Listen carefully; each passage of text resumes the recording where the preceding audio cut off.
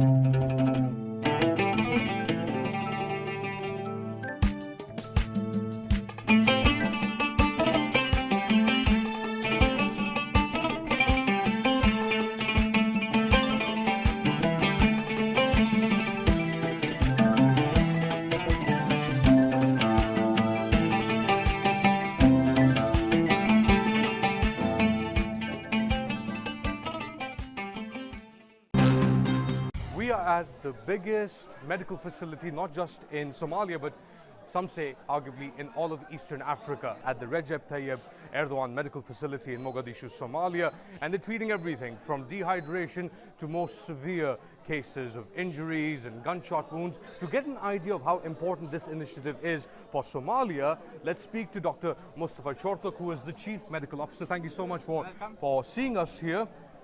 Tell us about this place. How important is this hospital for Somalia? This is the Recep Tayyip Erdogan Research and Training Hospital in Mogadishu, Somalia. We've been accepting patients for 3 years now. This place was founded as a military hospital but later converted to this huge hospital you see now. How many patients do you take in every day? We treat about 600 to 1,000 patients a day. We have 28 Turkish specialist doctors and 11 Somalians. There are some departments that exist only in this hospital in the country. For example, our cardiovascular surgery clinic is the only one in Somalia. The pediatric surgery clinic is also the only one in Somalia. So we are moving into a very sensitive area. This is where newborn babies are kept. What kind of problems are these babies facing? They could have genetic disorders, cardiothoracic problems, infections or trauma, but mostly we see cases of infection. For example, we observe a lot of tetanus cases. I have only seen one tetanus case in my 19-year career in Turkey. Here I have seen 3 in 1 month. Infections and genealogical diseases are very frequent here. Dr. Mustafa, this is the only facility in all of Somalia with dialysis machines. Currently, there is no other dialysis center in the whole country except in this hospital. As I said, we do not only provide medical services but also provide training. Education is very important because if we pass on our know-how, Somalians can stand on their own feet. Dr. Mustafa, you're talking about building the capacity of local Somalis, and we see a lot of Somali doctors and nurses and assistants here as well. What's your name? Yeah, I'm Dr. Mohammed. What do you do here, Mohammed? Yes, I am pediatrics assistant or pediatric residency program I'm doing in this hospital. I have been in this hospital almost 2.5 years. It is good, opportunity for us, our Somali people, and also we appreciate for the Turkish government and Turkish doctors. They always, train for us in this hospital, as well as, most of the patients, they need like high facilitation and, specialty, sub-specialties. So most of the doctors, they come from Turkey. Mostly they are helping like, good behavior and good prognosis for them, because our program is always like education program. Dr. Mohammed, thank you so much.